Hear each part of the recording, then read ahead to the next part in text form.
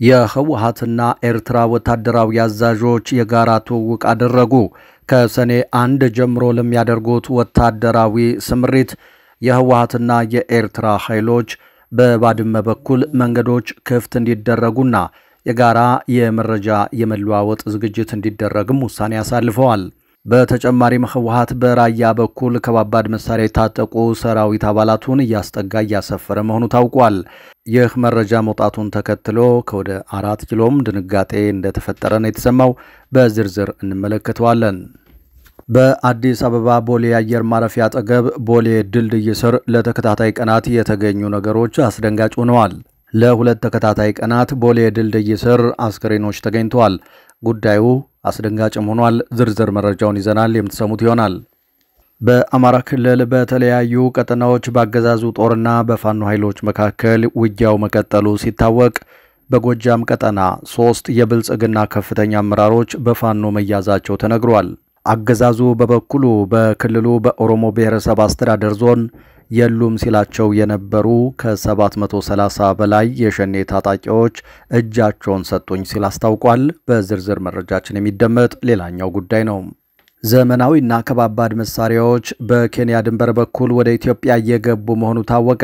ከሰሞኑ የፋኖ የኦሮሞ ነጻነት ሰራዊትና ሌሎች መንግስትን የሚቃወሙ አካላት በኢንተርኔት ተገናኝተው አንድ ሆነን መታገል አለብን ብለው ከወሰኑ በኋላ ነገሮች በፍጥነት እየተቀየሩ መሆኑ ነው የተሰማው። ጉዳዩን የተመለከተ አዳዲስ መረጃዎች አሉን፣ ተሰሙታላችሁ። ሰላም ጤና ይስጥልን። በመላው ዓለም ክፍል የምትገኙ ክቡራትና ክቡራን የኢትዮስ ሚዲያ ቤተሰቦች እንደምን ቆያችሁ? እነሆ ከተለያዩ ታማኝ መረጃ ምንጮች የደረሱንን አዳዲስ መረጃዎች ይዘን ቀርበናል። ለቻናላችን አዲስ የሆናችሁ ካላችሁ ሰብስክራይብ አድርጉ፣ ቪዲዮውንም ላይክ እና ሼር በማድረግ ጀምሩ። በቀጥታ ወደ መረጃዎቹ አለፍን። እስከ መጨረሻው ተከታተሉን። የኤርትራና የህወሓት ወታደራዊ አዛዦች የጋራ ትውውቅ አድርገዋል። የጋራ እቅዶችንም እንደዚሁ አውጥተዋል። በጋራ ጉዳዮች ላይም ተነጋግረዋል። ኬላዎች እንዲከፈቱ፣ ሰራዊቱ የጋራ ስምሪት እንዲኖረው፣ የጋራ መረጃና የመረጃ ልውውጥ እንዲኖር፣ የሎጂስቲክ ተዛማጅ ወታደራዊ ቁሳቁሶች አጠቃቀምና ስርጭትን በተመለከተም እንደዚሁ የኤርትራና የህወሓት ወታደራዊ አመራሮች ተነጋግረው ውሳኔ ማሳለፋቸው ተነግሯል። ከሰኔ 1 ጀምሮም የኤርትራ ሰራዊትና የህወሓት ጦር የጋራ ወታደራዊ ሚሽን እንደሚኖራቸው ነው የተነገረው። ዋና ዋና አዛዦች ተገናኝተው ወስነዋል የሚሉት የመረጃው ምንጮቻችን ከሰኔ 1 2017 ዓ.ም ጀምሮ ባድመ አካባቢ ያሉ መንገዶች እንዲከፈቱ ለዚህ ለአጠቃላይ ወታደራዊ የጋራ እንቅስቃሴውም ዝግጁ እንዲሆኑ ተብሏል ነው የተባለው። በወታደራዊ አዛዦች ደረጃ የተጀመረው የጋራ መድረክ ወደ ሰራዊቱ ይወርዳል። ወደፊትም ጽምዶ እየተባለ የሚጠራው ይህ የትብብርና የጋራ ትግል ተጠናክሮ ይቀጥላል በሚል ነው ውሳኔዎች መተላለፋቸው የተነገረው። በወታደራዊ በፖለቲካዊና በአክቲቪስቱ መንገድም በሚዲያም ጭምር በጋራ ኤርትራና ህወሓት ለመስራት ወስነዋል ነው የተባለው። በትግራይ በዚህ መልኩ ወታደራዊ ውጥረቱ እየተባባሰ ሄዷል። በራያ ቀጠና አዲ ሀጎስ ጸጋይ ተብሎ በሚጠራ አካባቢ ዛሬ ከሰዓት በኋላ ህወሓት ተጨማሪ ኃይሉን አስገብቷል። በተመሳሳይ አዲስ ዓለም የተባለ ቀበሌ ላይም ከባባድና የቡድን መሳሪያ የታጠቁ አዲስ ኃይሎቹን አስፍሯል። መረዋ፣ ሰሌን ውሃና ገደራ አካባቢም አዲስ የህወሓት ታጣቂዎች ቦታቸውን እየያዙ መሆኑን የተነገረው። በኮረም አሸንጌ ቀበሌም ተጨማሪ ኃይል ዛሬ ህወሓት አምጥቶ አስፍሯል። ከማይጨውና አካባቢው የመጡት እነዚህ የታጠቁ የህወሓት የሰራዊት አባላት የቡድንና ከባባድ መሳሪያዎችን የታጠቁ መሆናቸውም ነው የተነገረው። አዲስ ወታደራዊ ዝግጅቱ እየተጧጧፈ ይገኛል። የትግራይ ወታደራዊ አዛዦችም ከኤርትራ ጋር ጥምረት ፈጥረዋል። ጀነራል ጻድቃን በራያ አላማጣ ቀጠና የሚገኙ ኢንቨስትመንቶቻቸው ላይ ትዕዛዝ አስተላልፏል ተብሏል። ጀነራል ጻድቃን ትዕዛዝ ያስተላለፉት የላም እርባታ፣ ሰፊ የማንጎ እርሻ እንዲሁም ሌሎች ኢንቨስትመንቶቻቸው ላይ ነው ተብሏል። ማሽነሪዎችና የእርሻ ትራክተሮችን ጨምሮ እንዲሸጡ ውሳኔ ያሳልፈዋል ተብሏል።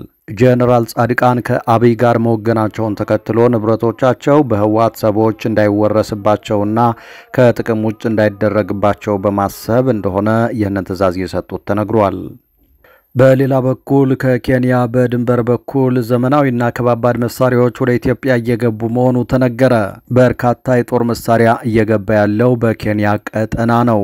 በከባባድ ወታደራዊ ተሽከርካሪዎችና በትላልቅ የሲቪል ተሽከርካሪዎች ጭምር ነው ይህ ከባባድ መሳሪያ እየተጓጓዘ ያለው ተብሏል። ይህ ከባባድ መሳሪያ መዳረሻው ወዴት እንደሆነ በውል አልታወቀም። ምናልባት አዋሽ ወይም ደግሞ በሌሎች ቦታዎች ሊሆን ይችላል ብለዋል። ይህንን በተመለከተ የመሳሪያዎቹ አይነት በአይነት አልታወቀም። ነገር ግን ዘመናዊ የጦር መሳሪያዎች እንደሆኑና ወደ ሀገር ውስጥ ሲገቡም ልዩ እጀባ እየተደረገላቸው እንደሚገኝ ነው ምንጮች ገለጹት። ምናልባትም ከአሁን በፊት በኤርትራና በጅቡቲ በኩል በቀይ ባህር ላይ የነበረው የጦር መሳሪያ የማስገባት እንቅስቃሴ ወደ ሞምባሳ ወደብ ተቀይሮ ሊሆን ይችላል የሚሉት ምንጮች ከአሁን በፊት እንደሚታወሰው ባለፈው ጥቅምት 18 ከአዘርባይጃን የተለያዩ የጦር መሳሪያዎችን ጭኖ ሲመጡ የነበሩ መርከቦች ወደ ኤርትራ የባህር ክልል በንፋስ ግፊት ምክንያት መግባታቸውን ተከትሎ በኤርትራ የባህር ኃይል በቁጥጥር ስር ከዋሉ በኋላ 3 መርከብ ሙሉ የጦር መሳሪያ በኤርትራ እጅ ገብቶ ከ6 ወራት በኋላ የአዘርባይጃን የመርከብ ሰራተኞች መለቀቃቸው ይታወቃል። በዚህ ጉዳይ ላይ በኤርትራ በኩልም ሆነ በኢትዮጵያ መንግስት በኩል በይፋም የተገለጸ ነገር ባይኖርም ግን ከአዘርባይጃን ተነስቶ ወደ ኢትዮጵያ ሊገባ የነበረ የጦር መሳሪያ ወደ ኤርትራ መግባቱ ግን የሚታወቅ ሀቅ ነው።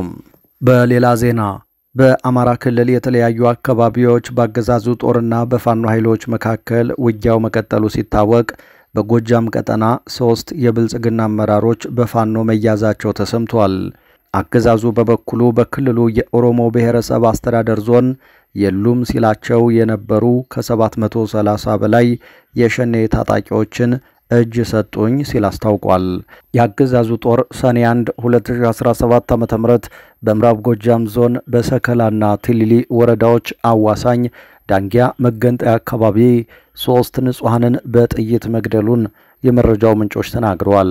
በአገዛዙ የተገደሉት የአካባቢው ነዋሪዎች ከየትኛውም ተዋጊ ኃይል ጋር ምንም አይነት ግንኙነት ያልነበራቸው ሰላማዊ ሰዎች ነበሩ ያሉት የመረጃ ምንጮች የአገዛዙ ጦር በፋኖ ኃይሎች ጥቃት ሲደርስበት ባጸፋ ንጹሃንን እየጎዳ ይገኛል ሲሉ ተናግረዋል። በደቡብ ጎንደር ዞን ወረታ ከተማ በትናንትናው ዕለት ያገዛዙ የብልጽግና አመራሮች በተገኙበት የቦምብ ጥቃት መፈጸሙን የፋኖ የመረጃ ምንጮች ጨምረው አስታውቀዋል። በቦምብ ፍንዳታው የደረሰ ጉዳት ስለመኖሩ ማረጋገጥ ያልተቻለ ሲሆን የፋኖ የመረጃ ምንጮች ግን አገዛዙ በከተማዋ ዙሪያ ያሉ አርሶ አደሮችን ሰብስቦ ፋኖ ላይ የሐሰት ፕሮፓጋንዳ ሊያሰራጭ ሲዘጋጅ የብልጽግና አመራሮች ላይ የቦምብ ጥቃት በመፈጸሙ መርሃ ግብሩ እንዳይካሄድ ተደርጓል ብለዋል። ሰኔ 1 2017 ዓ.ም በአገዛዙ የክልሉ ምክትል ርዕሰ መስተዳደር አብዱ ሁሴንን ጨምሮ ከፍተኛ የብልጽግና አመራሮች በወረታ ከተማ ተገኝተው እንደነበረ ለማረጋገጥ ተችሏል። የፋኖ ኃይሎች በበኩላቸው በስብሰባው ሰበብ የአርሶ አደሮችን የግልና የነፍስ ወከፍ ትጥቅ የመግፈፍ እቅድ ይዞ የተንቀሳቀሰው የብልጽግናውን ኃይል በትነናል ብለዋል። በተመሳሳይ በምስራቅ ጎጃም ዞን አዋበል ወረዳ የወጀና የመገጭ በተባሉ አካባቢዎች በአገዛዙ ጦርና በፋኖ መካከል በተደረገው ውጊያ በርካታ ያገዛዙ ወታደሮች የሞትና የአካል ጉዳት ደርሶባቸዋል ሲል የአማራ ፋኖ ብሔራዊ ኃይል ጎጃም 7ኛ ክፍለ ጦር አስታውቋል። በዞኑ መርጦ ለማርያም አባይ ሸለቆ ቀጠና በትላንትናው ዕለት ለተከታታይ ሰዓታት ውጊያ መደረጉ ሲታወቅ በሰሜን ጎጃም ዞን ጎንጂ ቆለላ ወረዳ ደግሞ 3 የብልጽግና አመራሮች በፋኖ ኃይሎች መያዛቸውን የአካባቢው የመረጃ ምንጮች ተናግረዋል። በፋኖ የተያዙትን አመራሮች ማንነት ያልገለጹት የመረጃ ምንጮቹ ሆኖም 3ቱ የብልጽግና አመራሮች የጎንጂ ቆለላ የወረዳ አመራሮች መሆናቸውን ተናግረዋል። በተመሳሳይ በክልሉ ሰሜን ወሎ ዞን መቄት ወረዳ በተደረገው ውጊያ ሰብአዊና ቁሳዊ ጉዳት ተመዝግቧል ተብሏል። በዞኑ መቄት ወረዳ አቃት የተባለ አካባቢ የፋኖ ኃይሎች ካገዛዙ መከላከያና አድማ ብተና ፖሊስ ጥምር ኃይል ጋር ውጊያ በማድረግ ከፍተኛ ጉዳት ማድረሳቸውን የአማራ ፋኖ ብሔራዊ ኃይል ወሎ አሳምነው ኮር አስታውቋል። በሌላ በኩል በክልሉ የኦሮሞ ብሔረሰብ አስተዳደር ዞን የሉም ሲላቸው የነበሩ ከ730 በላይ የሸኔ ታጣቂዎችን እጃቸውን ሰጡኝ ሲል አገዛዙ አስታውቋል። በብሔረሰብ አስተዳደሩ ዞን የፋርጡማ ፎርሲ ወረዳ የብልጽግና አመራር ኢብራሂም አሊ ከዚህ ቀደም የሸኔ የጥፋት ቡድን ይንቀሳቀስ እንደነበር፣ አሁን ግን ከመከላከያ ሰራዊት ጋር በመስራታችን ቀጠናውን ነፃ ወጣን ብለዋል። አመራሩ ከዚህ ቀደም በአማራ ክልል ኦሮሞ ብሔረሰብ አስተዳደር የተለያዩ አካባቢዎች ብልጽግና የሚደግፋቸው ታጣቂዎች ንጹሃንና ንብረት ላይ ጉዳት እያደረሱ ነው በሚል በነዋሪዎች ተደጋግሞ ሲነሳ ለነበረው ቅሬታ በዞናችን አንድም የሸኔ ታጣቂ የለም ሲሉ የነበሩት የብልጽግና አመራሮች ዛሬ ደግሞ ከ730 በላይ የሸኔ ታጣቂዎች እጃቸውን ሰጡን ሲሉ አስታውቀዋል። ታጣቂ ቡድኑ ህዝብን በመዝረፍና በመበደል ላይ ነበር ሲሉ ማክለው ገልጸዋል። የብልጽግና አመራሮች በዞኑ የለም ስትሉት የነበረውን ታጣቂ አሁን የታገኛችሁት ለሚለው ግን ግልጽ ምላሽ አላስቀመጡም። በሌላ መረጃ ቦሌ አየር ማረፊያ በር ላይ በርካታ አስከሬኖች ተገኙ። ለሁለት ተከታታይ ቀናት አስከሬን አየር መንገዱ መግቢያ ላይ እየተጣለ መገኘቱ እያነጋገረ ነው። ቦሌ ኤርፖርት ቦሌ ድልድይ ስር ሰላማዊ ሰዎች ተገድለው ተጥለው መገኘታቸው የተሰማ ሲሆን አንዳንዶቹ ጉዳዩን ከሰሞነኛው የመንግስት የቤት ለቤት ፍተሻና የመፈንቅለ መንግስት ሴራ ጋር የተያያዘ ሊሆን ይችላል ሲሉ ጥርጣሬያቸውን እያሰሙ ነው። በፌደራል ፖሊስ ከፍተኛ ጥበቃ በሚደረግበት በአዲስ አበባ ቦሌ ድልድይ ስር በተከታታይ 2 ቀን ግንቦት 29 እና ግንቦት 30 2017 ዓ.ም ሰዎች ተገድለው አስከሬናቸው ተጥሎ መገኘቱ ታውቋል። አስከሬኖቹ በአገዛዙ የተገደሉ ከእስር ቤት የወጡና በአዲስ አበባ የታፈኑ አማራዎች ሳይሆኑ አይቀሩም ሲሉ የውስጥ ምንጮች ያደረሱን መረጃ ያመለክታል። በሌላ መረጃ የፋኖ ጉዳይ በአዲስ አበባ የመንግስት አካላትን አስጨንቋል። የኤርትራ ሰላዮችና ፋኖ በአዲስ አበባ ከባድ መፈንቅለ መንግስት እያሴሩ ነው ማለቱ የተሰማ ሲሆን ከሰሞኑ በመላ አዲስ አበባ ሊካሄድ ከታሰበው ድንገተኛ የሌሊት ብርበራ ጀርባ ያለው ምክንያትን የተመለከተ መረጃ ከፌደራል ፖሊስና ከአዲስ አበባ ፖሊስ ተሰምቷል።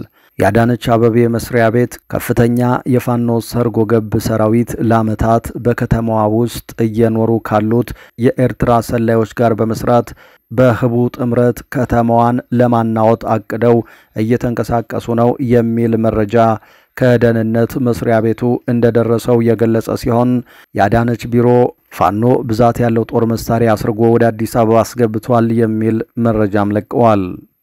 በመጨረሻም የፕሬዝዳንት ዶናልድ ትራምፕ አስተዳደር በስደተኞች ላይ እየወሰደ ያለው እርምጃን ተከትሎ በሎስ አንጀለስ የተቀሰቀሰው ተቃውሞ ቀናትን አስቆጥሯል። ተቃውሞው ተቀጣጥሎም ትራምፕ የሀገሪቱ የብሔራዊ ጥበቃ አባላት የሆኑ ወታደሮችን አሰማርተዋል። ሰልፈኞች ከተማዋን ማዕከላዊ ክፍል የሚያቋርጠውን ዋነኛ መንገድ የዘጉ ሲሆን ይህም የተሽከርካሪዎችን ፍሰት ዘግቷል። የተቃውሞ መነሻ የሆነው የኢሚግሬሽን ባለስልጣናት የቀን ሰራተኞችን በድንገተኛ ሁኔታ ከበው አስረዋቸዋል የሚሉ ዜናዎች በመውጣታቸው ነው። የአካባቢው ነዋሪዎች የኢሚግሬሽን ባለስልጣናት መኪኖችን በስፍራው ማየታቸውን ቢቢሲ ዘግቧል። ሎስ አንጀለስ በአሜሪካ ካሉ ከተሞች አናሳ የሚባሉ ሂስፓኒክ ማህበረሰቦች በአብዛኛው የሚኖሩባት ናት። ሁኔታው ከፍተኛ ፍርሃትና ድንጋጤን ፈጥሯል። ያም ሆኖ ዲፖ በሚባለው ትልቁ የቤት ዕቃዎች መሸጫና በአሜሪካ በርካታ ሰነድ የሌላቸው ስደተኞች ስራ ለማግኘት በሚሄዱበት ቦታ ላይ የኢሚግሬሽን ባለስልጣናት ወረራና የቀን ሰራተኞችን እያሰሩ ነው የሚል ሪፖርት ወጣ። በዚህች የስፓኒሽ ቋንቋ ተናጋሪዎች በሚበዙባት ከተማ ከፍተኛ ተቃውሞ ተቀስቅሶ ወደ ሁከት ተቀየረ። ድንጋይና ተቀጣጣይ ፈንጂዎች ተወረወሩ። ባለስልጣናቱ በበኩላቸው አስለቃሽ ጭስ፣ የፕላስቲክ ጥይት፣ የሚያቃጥል ፈሳሽ በተቃዋሚዎች ላይ ተጠቅመዋል። ነገር ግን በፓራማውንት በሆም ዲፖ የተቀሰቀሰው ተቃውሞ ከተሳሳተ መረጃ የተነሳ እንደሆነ ባለስልጣናቱ ይናገራሉ። ምንም እንኳን በርካታ ስደተኞች በሌሎች ስፍራዎች በኢሚግሬሽን ባለስልጣናት ተይዘዋል፣ በመደብሩ ወረራ ተፈጽሞ የቀን ሰራተኞች በቁጥጥር ስር ውለዋል የሚለው የተሳሳተ መረጃ እንደነበር የአሜሪካ የሀገር ውስጥ ደህንነት ቢሮ አስታውቋል። ሎስ አንጀለስ ባለው ሆም ዲፖ መደብር በአሜሪካ የኢሚግሬሽንና ጉምሩክ ባለስልጣን አይስ የተፈጸመ ወረራ የለም፣ ሐሰተኛ ሪፖርት ነው ሲል ቢሮ ገልጿል። የተወደዳችሁ አድማጭ ተመልካቾቻችን ከተለያዩ ታማኝ መረጃ ምንጮች የደረሱን አሁናዊ መረጃዎች እነዚህ ነበሩ። ከቆይታ በኋላ በሌሎች መረጃዎች ድጋሚ እንገናኛለን። እስከዛው በያላችሁበት ሰላም ጊዜ ተመኘን።